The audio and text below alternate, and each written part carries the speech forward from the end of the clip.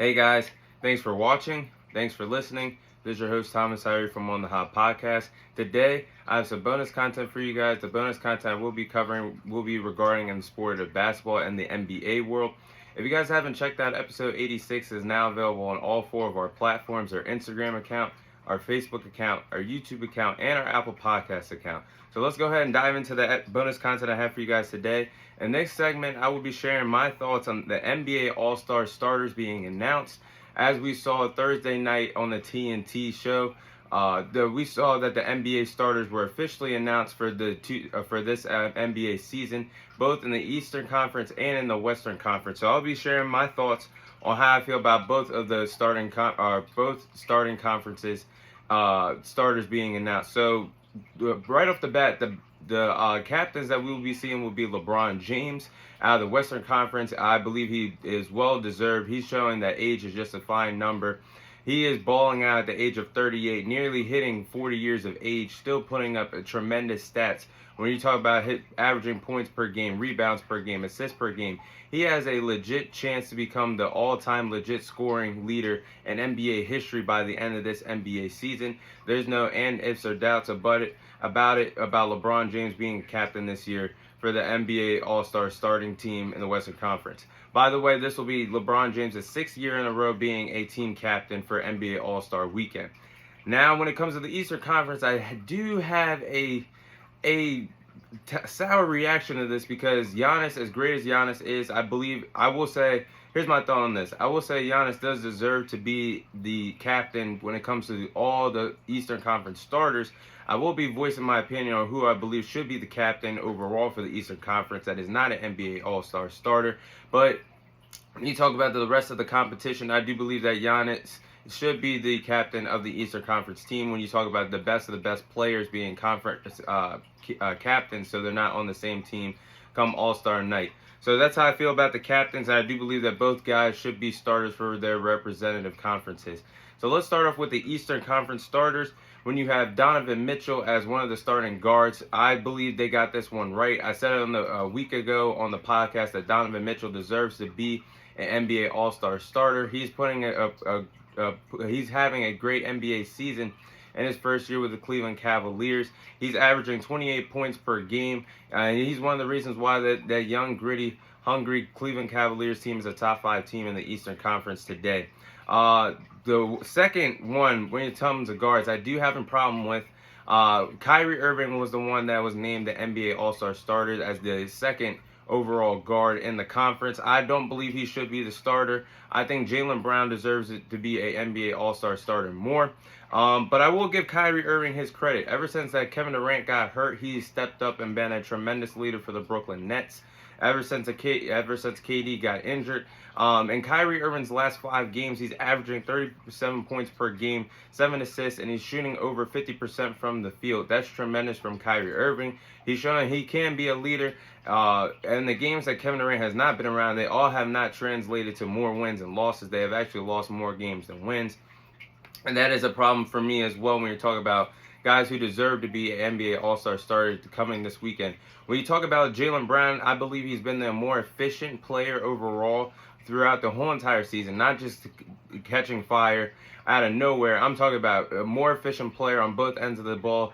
Offensively, he's been more of the efficient player. Defensively, he's been the more efficient player over Kyrie Irving this year. He's one of the reasons why the Boston Celtics find themselves at 35-15.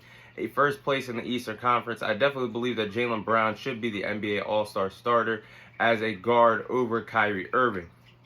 And there's no debate about that with Jason Tatum. Jason Tatum should be an NBA All-Star starter. There's no questions asked. He's putting together a caliber MVP type of season. One of the reasons why, just like Jaylen Brown has helped the Boston Celtics become the best team in the Eastern Conference as we speak today. He could be on a rise of winning his first MVP award in his young NBA season. This could go down as his best NBA season if he stays healthy. Now, in the front court, the final spot, I do have a problem with Kevin Durant starting over Joel Embiid.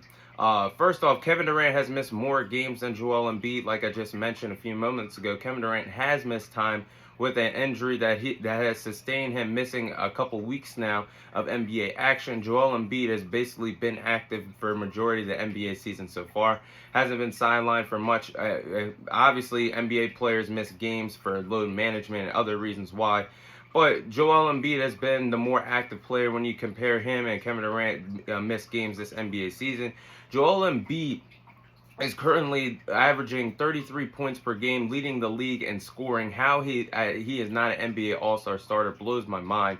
He should definitely be a starter over Kevin Durant, and he's one of the reasons why the Philadelphia 76ers find themselves at 31-16, second in the Eastern Conference. So Joel Embiid was officially robbed, the biggest big name, that big man and big name that was robbed of being an NBA All-Star starter. When you talk about the Eastern Conference and the Western Conference, Joel Embiid definitely should be an NBA All-Star starter.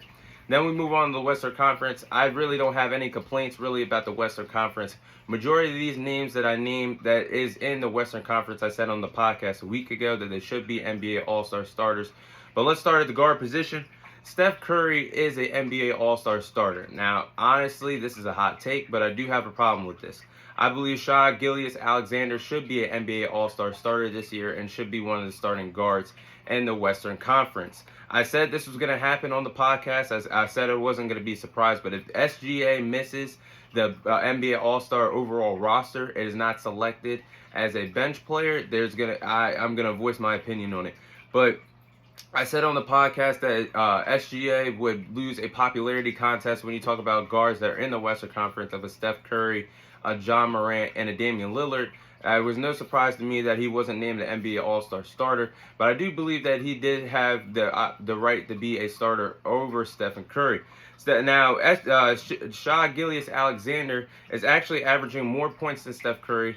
SGA is averaging 30 points per game compared to Steph Curry's 29 points per game. Shai Gilgeous-Alexander is also shooting more efficient from the field, shooting 50% from the field this NBA season compared to Steph Curry's 49% from the field this year. I just believe that Shai Gilgeous-Alexander has been the more efficient player, and I believe he should be the NBA All-Star starter. Now that we talk about the other guard, there's no ifs or doubts about it. Luka Doncic should be a NBA All-Star starter. Just like I just said about Jason Tatum a few moments ago, that man is playing on another level. He is also a player playing at the MVP caliber, having an MVP type caliber season himself. Definitely one of the best players in the NBA today. Has a legit shot to win MVP this year. Luka definitely deserves to be a starter. Again, Zion Williamson, they got this one right as well. He deserves to be an NBA All-Star starter as well. He's averaging 26 points per game in his must-see television every time the New Orleans Pelicans play basketball this year. If you want my opinion, he is helping that New Orleans Pelicans team become a very sleeper team and could be a dangerous team come playoff time. That is a young, gritty basketball team that likes to play a lot of great defense as well. So Zion definitely deserves a lot of credit for the Pelicans rising up, ascending to be a threat in the Western Conference in the next few months. But Zion deserves to be a starter as well. And then Jokic, definitely no ifs or doubts about that. He deserves to be an NBA All-Star starter as well. He has a chance to win back-to-back MVP awards this NBA season. He's nearly averaging a triple-double on a nightly basis. Definitely one of the best. Definitely has been the best Western Conference player in the conference this year. I don't think there was any debate that Jokic should have been the NBA All-Star starter. So when you when you compare the Western Conference and the Eastern Conference rosters together, I think the Western Conference definitely got it more right. 4 out of 5 of those names I said should be NBA All-Star starters. A week ago I said on the podcast, but the Eastern Conference definitely disappointed me when Giannis is a captain. Joel Embiid should be the NBA All-Star captain and should be an NBA All-Star starter. Jaylen Brown should be a starter over Kyrie Irving in the front court. And that's just how I feel about it. But thoughts, I will be sharing, before I end this video, I'll be sharing my thoughts on fans voting on the NBA All-Star starters. Should the fans continue to vote for the starters being named for NBA All-Star weekend? I believe the fans should. I just believe that if it came down to the actual NBA front offices, general managers coming together, putting together their votes, or guys in the NBA circle, analysts, I believe that we would have a problem when it comes to the NBA All-Star voting. I think the fans are doing a great job doing that. I feel like if it was up to the higher ups in the NBA or general managers, this list would definitely be lopsided. There'd be a lot of names that shouldn't be in there. I believe that they would base it off of load management. I know basketball has definitely taken a step up in the terms of load management, which is not a good sign for NBA fans. There'll be a night on a nightly basis where players are playing their hearts out, and then the following night, a day or so later, the coaches will have their best player just sit out, be in street clothes, smiling, acting like they're not going through injury. They'll just come up with any injury that report that they can think of, a reasonable reason why they don't play in the games, or like I said, load management, where the players, it's just a coaching decision on why the players don't play on that night. But how do I feel about the voting? How it should be going on from now on? I believe that it is for years that has been a good idea when you have voting on 2 guards and then 3 front court players that consist of a small forward, a power forward, and a center position. I think that's worked for years. But at this point, when it comes to NBA All-Star starting, I think that needs to come to an end coming next time around this year. We're in an age where we're in positionless basketball at this point. We're seeing big man play like a small forward or a shooting guard can shoot consistently from the 3-point range like Jokic. He's one of those examples why basketball is becoming a positionless sport at this point. Now, like I said, it's been working, and the NFL and the MLB can continue to vote their players in respectively through positions, like for example, a quarterback, a receiver, running back, baseball, a pitcher, a shortstop, left fielder, right fielder. They should continue to vote their their respective all starters in like that for the Pro Bowl and the MLB All-Star game. But the NBA, it's positionless basketball. At this point, it should be the best 5 players in both respective conferences that should get in.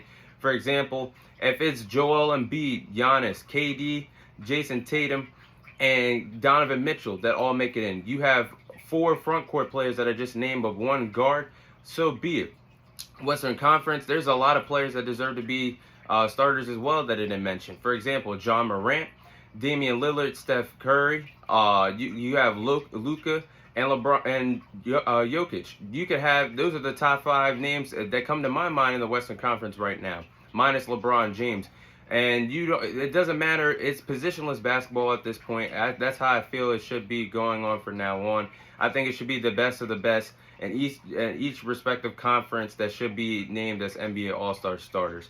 But that is all the time I have for you guys today. Thank you guys for watching. Thank you guys for listening. This is your host, Thomas Tyree, signing off. And I'll see you guys on next week's episode.